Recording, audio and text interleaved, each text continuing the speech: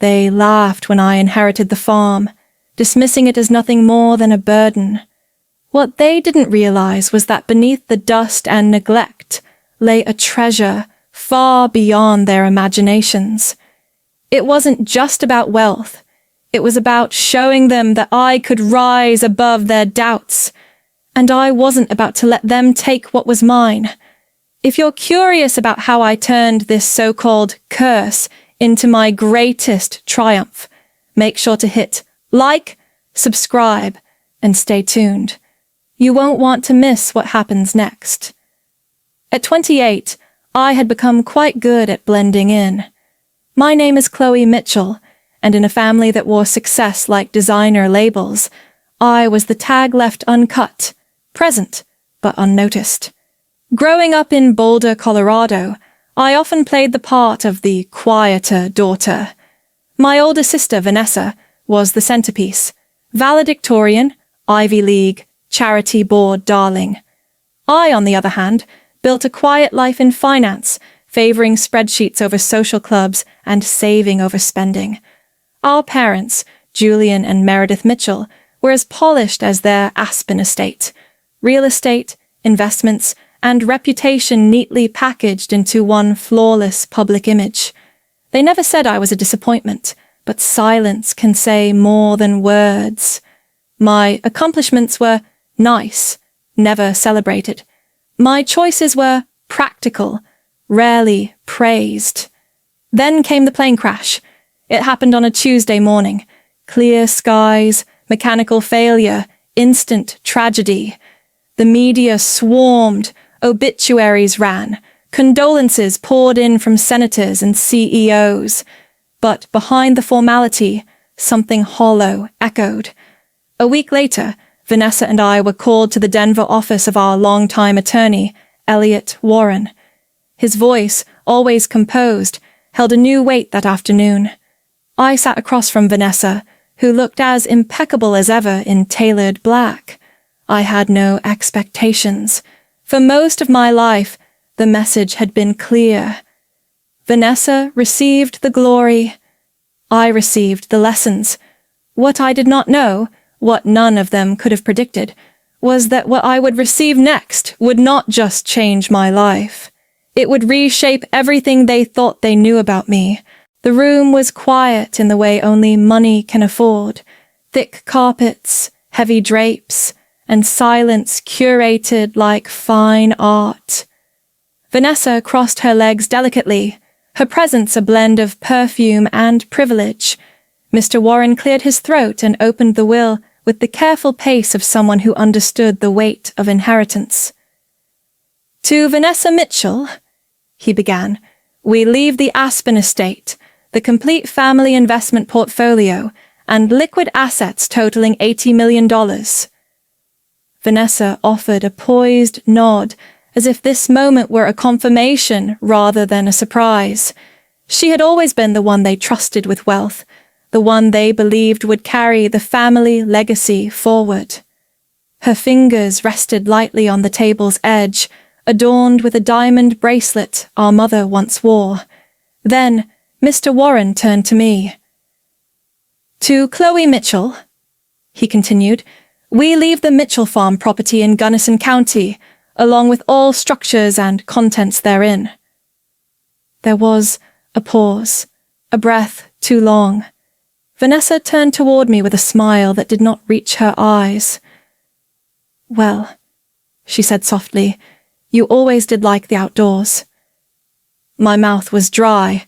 The Mitchell farm had been abandoned for decades, left to rot in wind and time. My father had called it a burden. No one had spoken of it in years, but Mr. Warren's phrasing echoed in my thoughts, all structures and contents therein. I nodded, said nothing, and accepted the single envelope handed to me. Deed. Keys. Silence.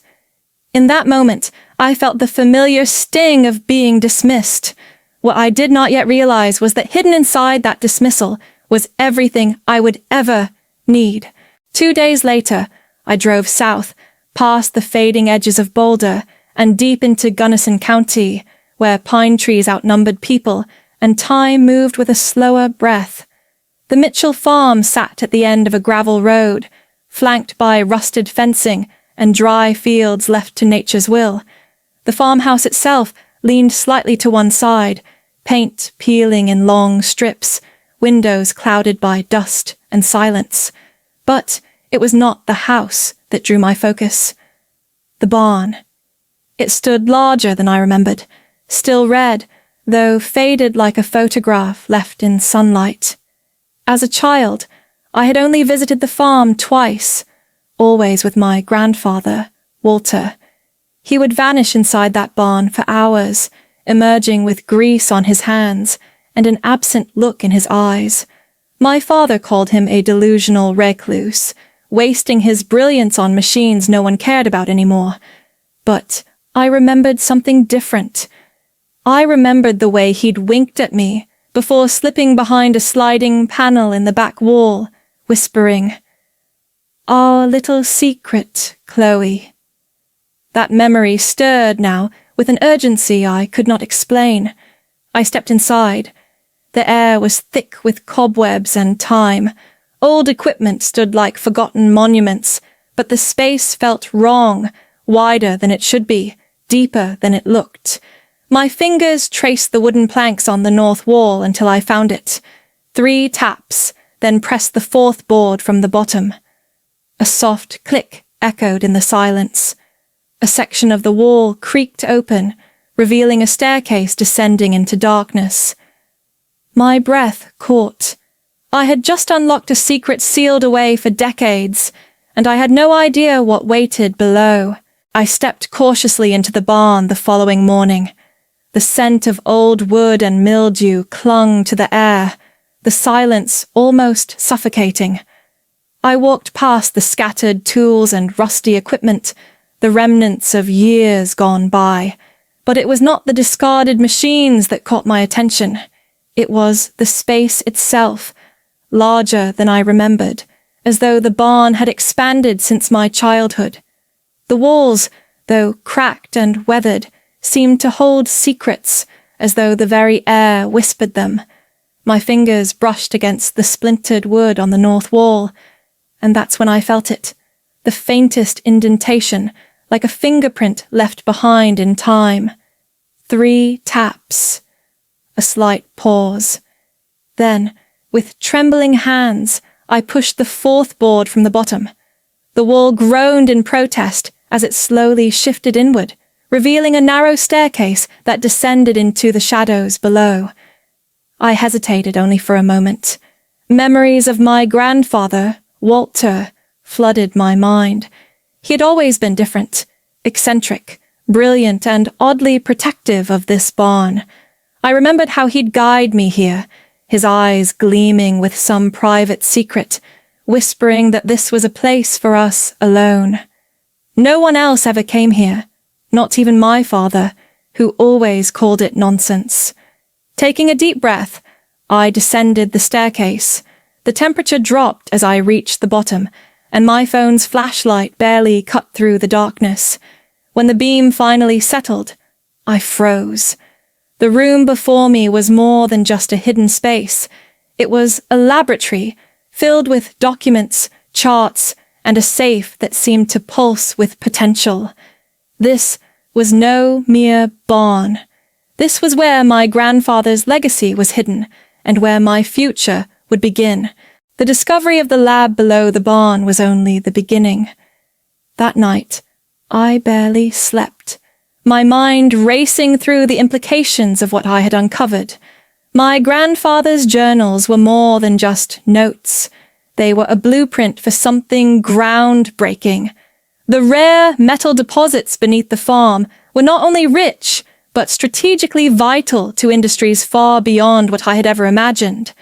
And the extraction process he'd developed was revolutionary. Not only could it extract these metals more efficiently than current methods, but it did so without causing the environmental destruction that plagued the mining industry. It was a game changer. But the challenge was clear. If anyone in my family, especially Vanessa, found out, they would stop at nothing to seize it. They wouldn't understand. They'd see it as nothing more than a way to grow their wealth. I knew I had to act quickly and decisively. The first step was securing my position legally. I immediately reached out to a trusted patent lawyer I had worked with years ago during my time in finance, someone who would understand the stakes. I also contacted a mining engineer I'd met at an environmental conference, one whose expertise could make this process not only viable, but scalable. Finally, I called an old friend, a banker who specialized in high-stakes investments and could help me fund this operation without attracting attention. In the span of a week, I had assembled a small, discreet team, all of them sworn to secrecy. The farm, still nothing more than a run-down relic to anyone else, became our hidden headquarters. My grandfather's old lab was refurbished with state-of-the-art equipment, and work began in earnest. Every move I made was calculated, every detail meticulously planned to ensure my family remained unaware. But, as the days passed, one thing became clear. I was no longer the quiet, overlooked daughter. I was building something that would change everything. 3 months later, an ivory envelope arrived at the farm, hand-addressed, sealed in gold wax, and as pretentious as the sender.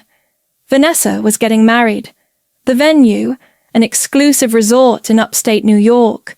The groom, Colin Hastings, a hedge fund manager with a reputation for burning capital faster than he could raise it.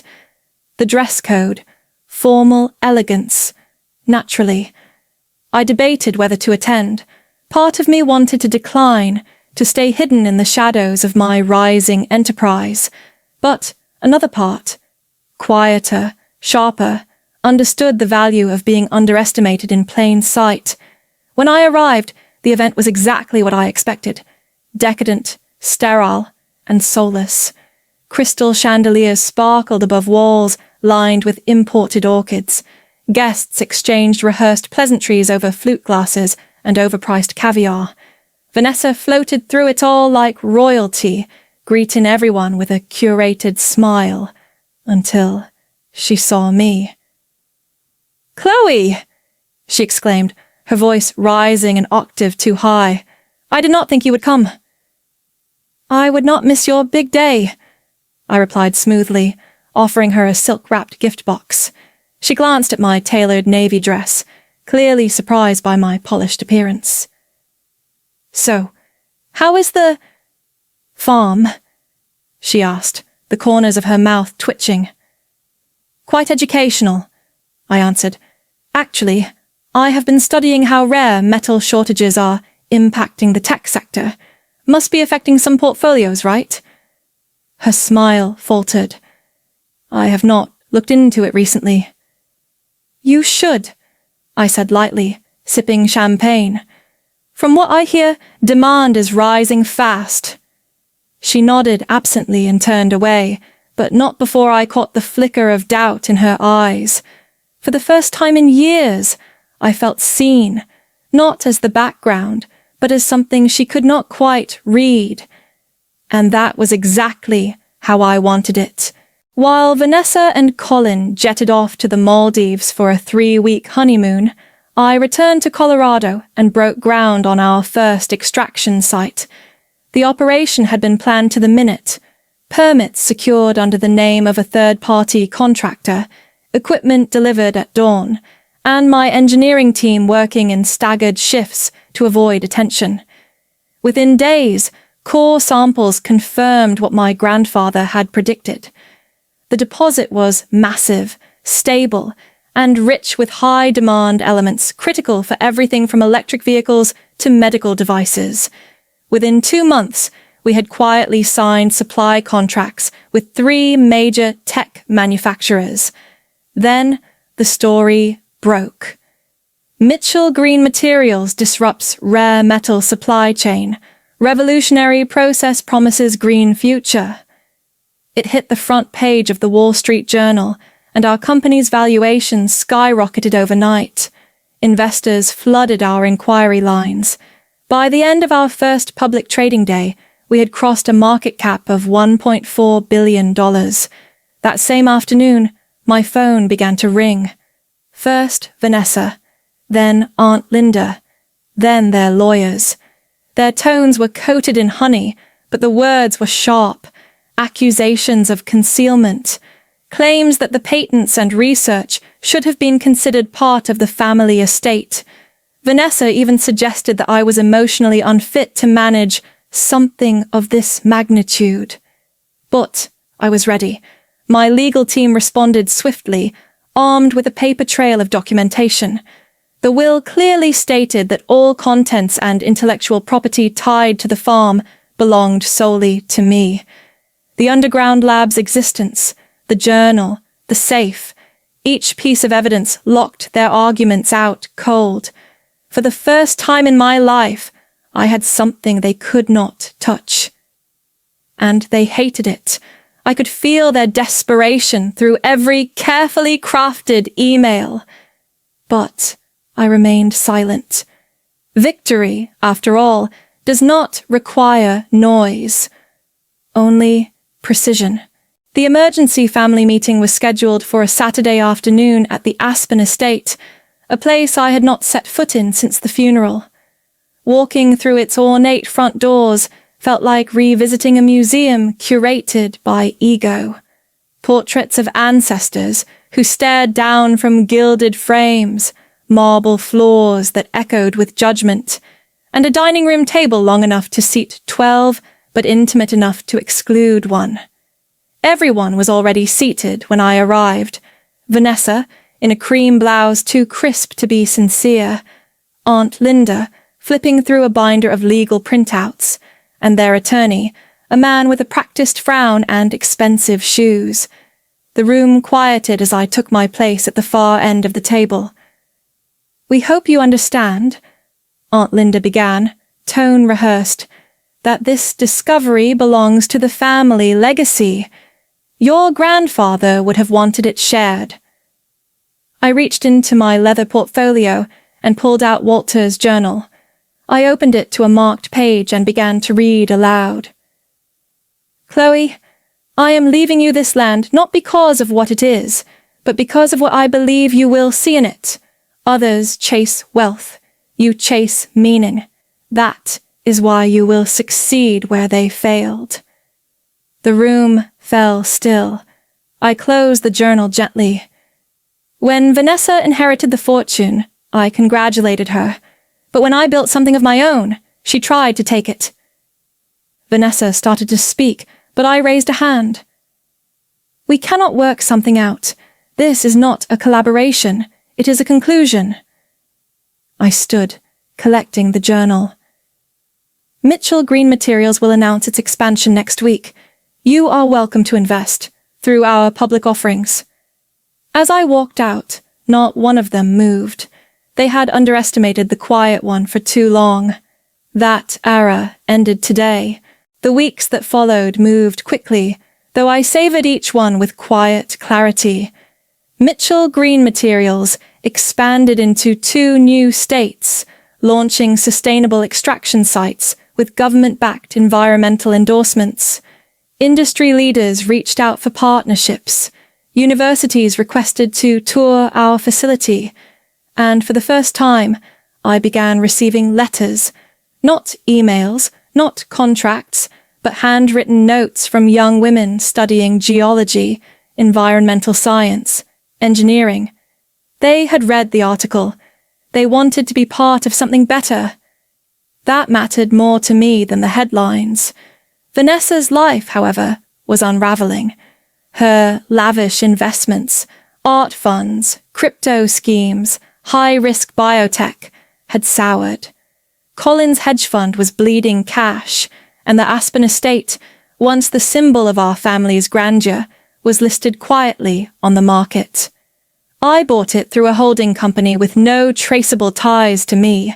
The sale closed in 31 days. Today, the Mitchell estate is no longer a stage for galas or hollow displays of wealth. It is a STEM education center for underprivileged students across Colorado. Classrooms now fill the ballroom. Microscopes rest where crystal once gleamed. I walk the halls sometimes, unnoticed, watching curiosity replace legacy. Back at the farm, I still live in the same renovated farmhouse. Each morning, I visit the barn. I tap the secret panel, not out of necessity, but out of reverence, for the man who saw me before anyone else did, and for the girl I used to be, too timid to speak, now too focused to be ignored.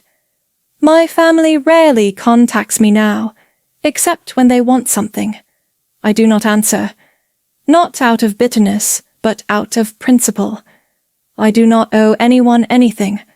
I built this, I earned this, and I am just getting started.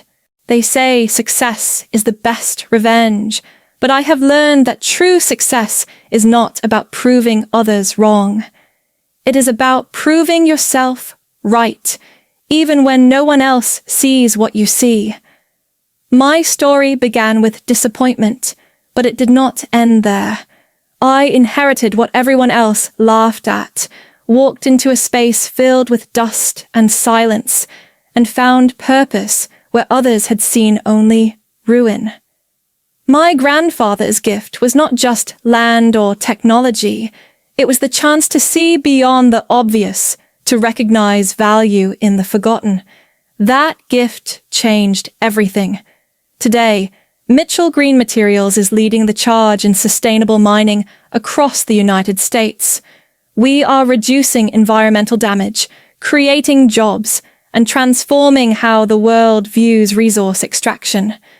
But beyond the business metrics and media headlines, the part that matters most to me is what we are building. A future where innovation and responsibility coexist. If you take one lesson from my journey, let it be this: do not wait for permission to believe in your own vision. Even if it looks like dirt to everyone else, if you see potential, dig deeper. Believe in what you build. Protect it. Stand by it. And if this story resonated with you, even just one sentence, then share it. Share it with someone who needs the reminder.